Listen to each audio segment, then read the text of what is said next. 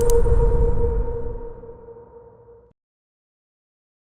we are excited, we're about to get started here for our 12:30 spot. We have Scott Hillman here from IMSAR. Now Scott is a United States Army veteran and a geospatial imagery intelligence analyst with more than 2 decades of experience in geospatial intelligence analysis and multi-sensor ISR solutions for the U.S. Army and private sector. For the last 10 years, he has worked with IMSAR to make low-SWaP airborne multi-mode radar more usable, affordable, and accessible. So ladies and gentlemen, I'd like to ask you to give a big warm welcome here to Scott Hillman. Thank you.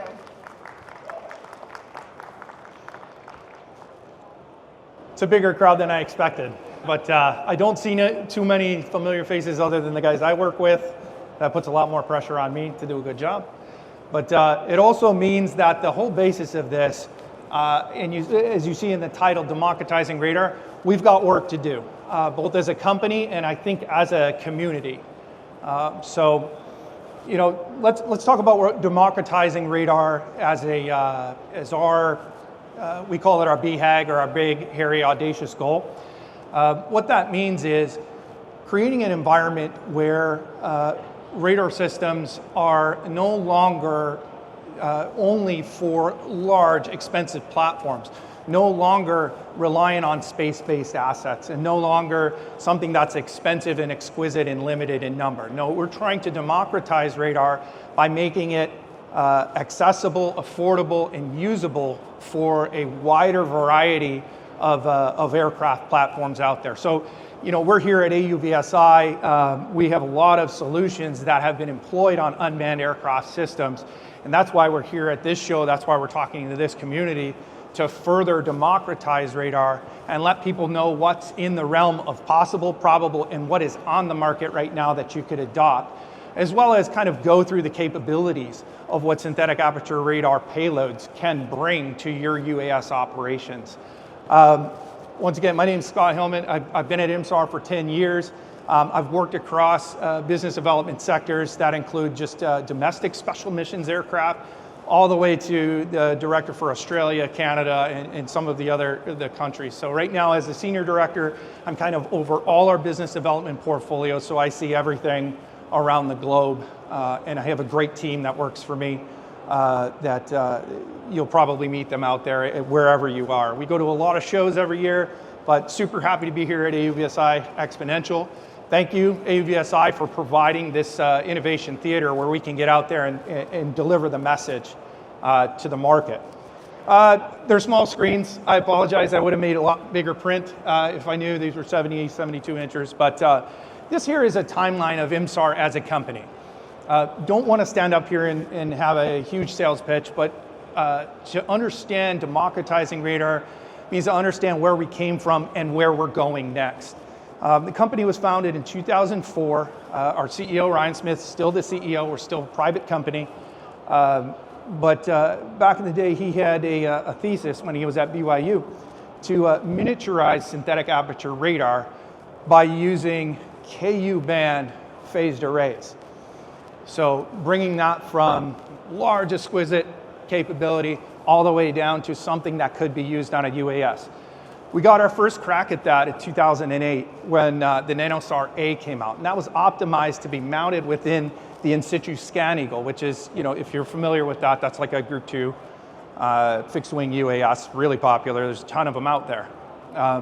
From there, you can see we iterated. We did a lot of R&D. We did a lot of flight testing. We created quite a few different radars that were lower in size, weight, and power. We got down to a 16-pound KU band radar and a 10-pound ultra-wideband radar, put that on the shadow and did counter improvised explosive device scanning using our change detection capability, deployed that with the Army. That led to another program that ended up being a program of record with the US Navy and Marine Corps called Split Aces. And what that was we took the base system that we were flying on the Shadow UAS and we put that into a different form factor, a rotating pod, and added multi-channel radar ops, which has not only the SAR imaging modes, but then the moving target indicator modes for both air and land and maritime domains. After that program of record, or during the development of that, lots of customers started to say, are you only for large group 3 drones? Can you get it smaller? Can you get it smaller? So we did, and then we developed an NSP3, which is a smaller version, and then now I think we comfortably have, as of about 2024, the smallest TRL-9 deployed synthetic aperture radar multimode system in the world. That's called our NSP2. This weighs 4 pounds, and it can fly on almost any Group 2 that's on the market. Some of the bigger Group 1s do a really good job flying this as well, but our NSP2, at its weight, is available now, very easy to integrate. I'll talk about how we do that, because that is one of the discussion points, is how do you integrate this, or how easy is it to integrate? So as you can see, the timeline continues through 2026. If you're paying attention to IMSAR, it'd be selfish of me to think everybody does, but we just released a press release of the NanoSAR D. And the NanoSAR D is a lighter, smaller radar brain. That's our radar electronics assembly. That does all the wave generation, signal processing, compresses data, all of that. That is bringing us into a realm where our radar brain is now acting more and more like a software-defined radio. So let your imagination run wild. I'm not going to get too deep into the technicals on that. But not only will it be capable of radar modes that we had traditionally in our other systems, but we can start branching out to some of the other things that an SDR can do, all from low swap radar systems. So what do we mean at IMSAR when we say radar? I'm going to back out a little bit. I'm making an assumption that you all know what synthetic aperture radar is. Not everybody does. So here's what it's not. It is not the speed trap radar that the police use to catch you as you're going down the highway. Is it similar? Yes. We're transmitting radar RF out, and we're reading the returns. Can we tell how fast somebody's going from our synthetic aperture radars that are flying airborne? Yeah, but it's not for speed enforcement. Like, that's everybody's favorite thing. It's also not a ground-based system. IMSAR is not involved in ground-based radars. There's plenty of them out here on the floor that are looking for other aircraft in UAS, but we don't build those. So therefore, our display is a lot different. We're not looking at a circular green screen and blips on the screen. We do synthetic aperture radar, which is a imaging mode. So our systems will fly on aircraft, again, from Group 1 all the way up to manned aircraft. And what they do is, as you're flying along and the radar is transmitting, it's collecting all the data from the returns that are coming back from the ground. The further you fly, the longer you integrate with the target, the more detail you can get off of it. So as you can see in the example photo, they're kind of small, but this is just some of the Utah countryside. It's got a power line in it, so everybody can kind of relate to what we're looking at. It's got some terrain features. You can see that this looks a lot like a black and white image, but it is actually a radar image, and you'll see there's some certain phenomenology on there, like layover and shadows, that do require some additional interpretation. But when we say radar, we really mean, this is what we mean at IMSAR, the synthetic aperture radar imaging. Our company's made it a goal to democratize radar by making it low size, weight, and power. So that's that acronym, low swap.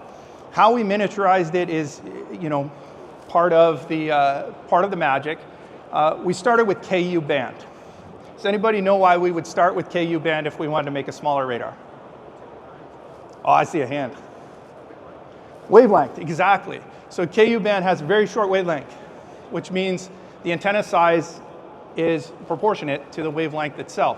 So instead of using a lower band with a longer wavelength that would require antennas the size of a refrigerator or the size of a car, we can create antennas that are smaller than a cell phone, multi-channel arrays that are smaller than a cell phone because we use the KU band. The KU band wavelength also gives us another advantage. The shorter the wavelength, the higher the band, the more detailed, the finer resolution inherently you're able to capture. The next thing that IMSAR did to lower the size, weight, and power of the systems is instead of using larger patch antennas that have mechanical gimbals and waveguides to actually steer the beam around, we capitalized on commercially available ESA technology, electronically scanned arrays. So these will steer digitally, or steer electronically in azimuth. Some of our systems still do gimbal in elevation with a very small electric gimbal, but the future, like I was saying with the NSP2, and the way we got this so small is these ESAs actually steer electronically in elevation and azimuth. And then the other part of being low size, weight, and power is creating a modular form factor that's integratable with the wide variety of aircraft, especially unmanned aircraft. I walk around the floor and there is all kinds of designs. There's multi-rotors, there's rotary wing, there's fixed wing, there's flying wings, there's all kinds of these things out there. So you've got to figure out a way to kind of standardize your form factor so that it's low enough size, weight, and power, but also really easy to integrate on a wide variety of platforms. It's usually a headache, right? Integration of new payloads is never easy. We mitigate that, again, by creating things that are modular. So our radar brain, for the smallest radar systems that we have, utilizes what's called the SOCOM mod payload standard. This is a 2U electronics block. This has our NanoSAR, so the radar brain, our INS system, all of that is contained in here.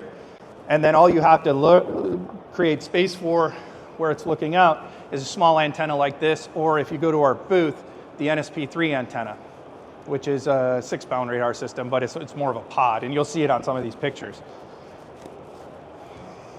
So let me animate, because our media people did such a great job with PowerPoint. IMSAR's got over 100 different radar integrations with aircraft throughout our product line. So that's from our smallest NSP2 all the way to our NSP8, which is our largest radar right now, which tops out around 26 pounds. For the purposes of this, I focused on what we have flying right now on UAS all over the world. You can see we've got global partners, but it's not a problem with can we get it on the aircraft. There's some other challenges that we deal with, and we'll talk about that in a minute. But I encourage you, if you're an OEM or you have a platform that's a Group 1 to a Group 5 UAS, come talk to us. We've either already talked to you integrating, or we need to, because the only way we can get this technology out and widely distributed is you need to fly it. So that is the number one challenge, is you've got to get the radar onto the aircraft and get it flying, and integrate that into your larger UAS system. What do we bring to the table, or what are we bringing to the platform?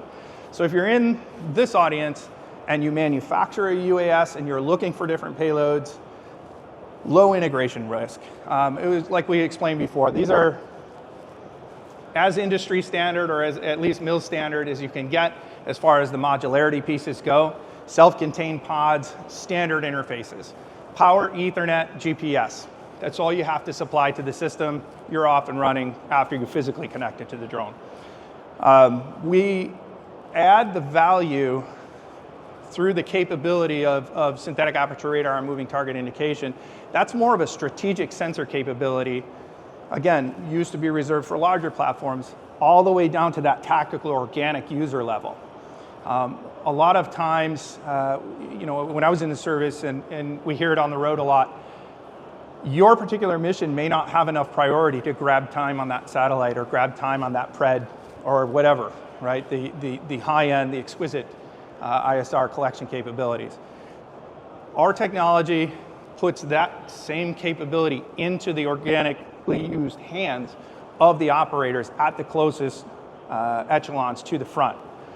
It's a radically different way of looking at things. You used to have to ask for permission. Can I get the product or the data down from that? You're asking higher echelons as you go up. We've just cut that completely off and put it in the user's hands or the operator's hands on the ground.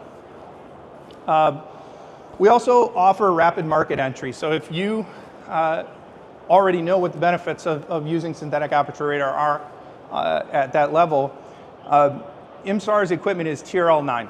This is in production. We have a fairly large manufacturing facility in Utah, where we're headquartered. We have 2 shifts of production lines. We have 2 separate production lines. We could produce 5 radars a week out the door at IMSAR.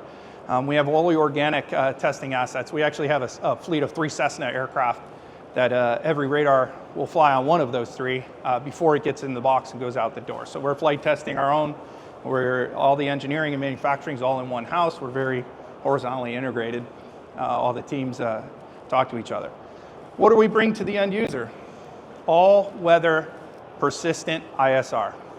Optical can't look through clouds, has difficulty looking through smoke, has difficulty looking through fog, haze. All of the optical environment obscurants are not a factor for synthetic aperture radar. You can look right through them and see a picture of the ground. No matter what the weather is, no matter what the time of day is, it's an active sensor, it's transmitting its own energy, doesn't need the sun, doesn't need temperature. It's reading its own energy out and back. As far as actionable intelligence, you saw earlier an example of SAR images, and I'll show you another one here in a minute. But from the SAR images, one of the most powerful tools to give you that actionable intelligence is to find out what's happened between when you first imaged it and when you imaged it the second time or the third time or the fourth time. So over time, tracking change is really, really important. So our systems have automated that process to a high degree, to where if you image over one area and repeat that flight plan and image over another area, it is automatically generated that you're going to get a coherent change or a magnitude or amplitude change detection product. And that just leads me to ease of use. The end user, regardless of their experience with synthetic aperture radar payloads, is going to experience our intuitive controls. We have a whole mission management suite. Can't spend too much time on it, on this briefing. But if you come see us, I'll be happy to explain all the nice little features it has. But essentially, we're able to create a mission plan for the radar system that you can then port over to your waypoint, whatever you use to control your aircraft. Create a waypoint flight plan that's optimized for radar collection automatically. So all you're doing as an operator is you're picking what you want to do on the ground. Do I want to do moving target, or do I want to do a SAR image? You're picking the resolution, you're picking the collection areas. You can even set up flight plans that are a racetrack or an orbit or anything like that, and our system will automatically format that and push it over to your autopilot. So the key takeaway I want from this briefing, you to go forward with, obviously I want you to come over to our booth, but if you don't, security and defense has already been deploying these systems for quite a few years now. So they've kind of paved the way. They've shown us where the gaps are in collection of data. They've shown us where the gaps are in what platforms are better for this type of sensor or others. What we're doing is we're waiting on the commercial market to catch up. And I wanted to go over some of the mission sets that we're currently doing, and then after that, talk about some of the challenges to democratizing radar that we see. By and large, our customers, or the people operating IMSAR systems right now, the most popular mission set is maritime domain awareness right now. This is from UAS systems that are either launched off of land and watching ports, harbors, inland waterways, littoral zones, but we also have quite a few customers that are utilizing their UAS off the back of ships right now to do more of that blue water surveillance. And what they're doing is they're utilizing the long endurance of those UAS systems to create a persistent stare, so they can look out past where those ship radars, past the radar horizon from those radars that are on the mast. And what our system will do is it will track the moving targets that it sees over a wide area, and then detections that are of interest, the user can very intuitively select one of those for further collection. So it'll cross-cue a camera system for further identification, but we also have a mode called inverse synthetic aperture radar, which uses the motion of the target to actually create a two-dimensional image where you can start to classify what that size of that vessel is, the length of the beam, and to some degree, if it's a high enough quality, you can see some of the superstructures and begin to tell what kind of a a ship that is. So that is, you know, the number one most popular thing right now that we're seeing out on the market. As far as defense use, that's pretty self-explanatory to maritime domain awareness. What's maybe not apparent is looking for dark vessels or looking for obstructions in the water or looking for illegal fishing, a lot of the other things that are kind of outside of, you know, your big Navy use cases. That's where sensors like this will come into play. When we talk about the size, weight, and power, smaller systems have a shorter range, but if you're looking to track maritime traffic like oil tankers or container ships or anything like that, something this small can get you a range of detection and tracking that's out past 60 nautical miles. So if you can fly this on a you know, a Group 1 or a multi-rotor and look out there, you can really do some amazing things with a very, very small radar system. Another, you know, I didn't want to pick all defense ones. So this one's near and dear to my heart. When I started business development, my portfolio was special missions aviation. So one of the things that, you know, departments, so municipalities, state and federal agencies, they have aircraft that go and they map out where wildfires could end up being, where they have been, and they're always looking for more data. If you know anything about wildfires, they don't happen when the weather is bluebird days, right?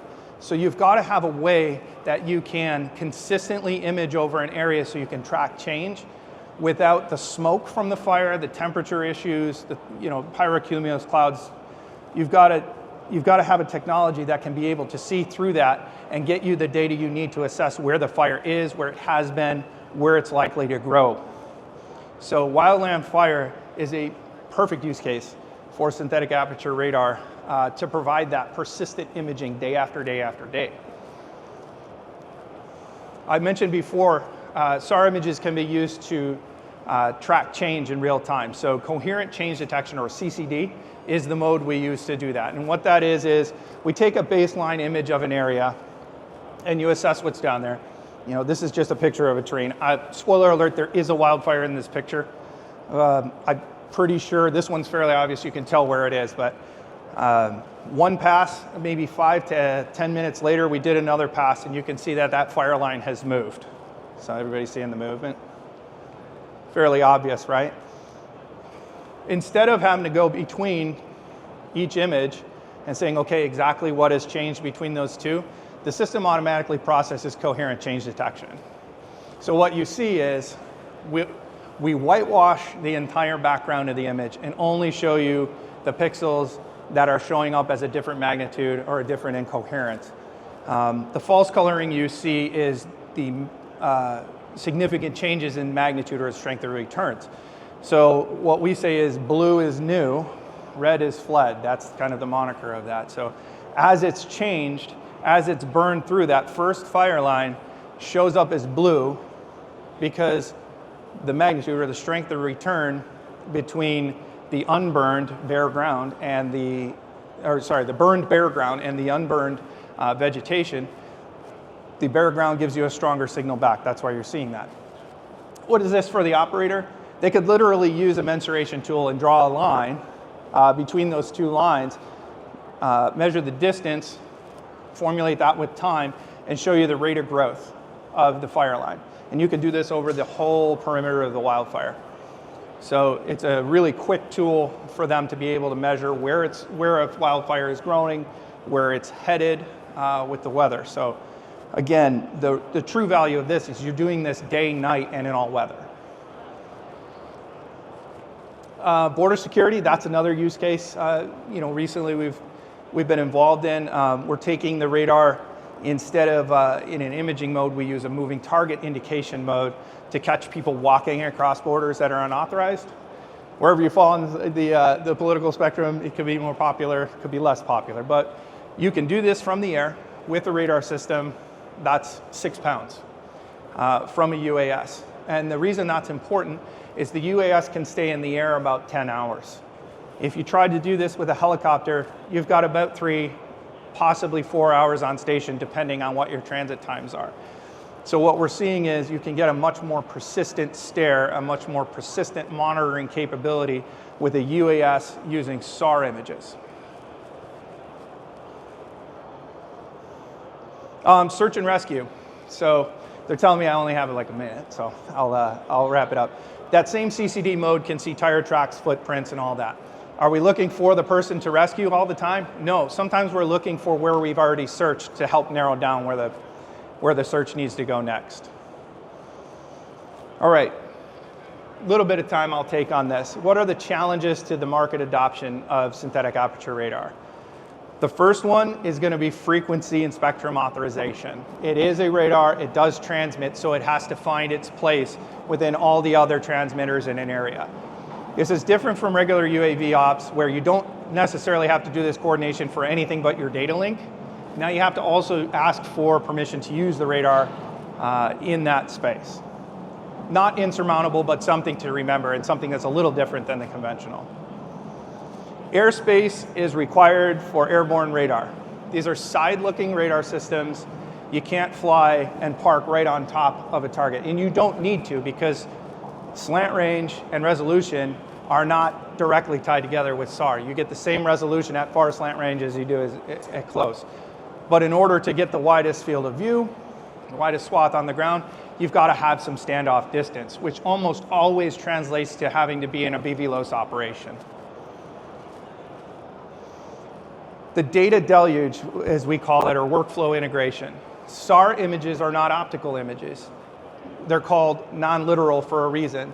You're reading radar returns and not necessarily a picture of what's on the ground. So you have to have somewhat of knowledge of the phenomenology of radar imaging, layover, shadow, foreshortening, those kinds of things that are difficult to learn outside of a really big military schoolhouse. There are some people trying to tackle this right now. They're coming from the commercial satellite side, but a book just came out. I didn't want to really plug it, but the SAR Analyst Handbook just came out. You can find it on Amazon. It's written by a person that works for Umbra, which is a space-based SAR constellation company, but it's really good at kind of bridging that gap, addressing that we have an analysis gap and trying to get after it from a human looking at images perspective. But there's also a lot of things we can do with data that AI and machine learning algorithms are helping us to do now. So we're able to do automatic object recognition. You know, we're working with lots of companies there. As long as you can deliver them clean data to train the systems on, they're able to assist in some of the and automate some of the analysis tasks. And then there's the competition of, I don't really need radar, I can wait. And what that means is if you've got clear weather, you don't need to look through clouds, you don't need to look through fog, the data is not that important in a time perspective, then maybe radar is not for you.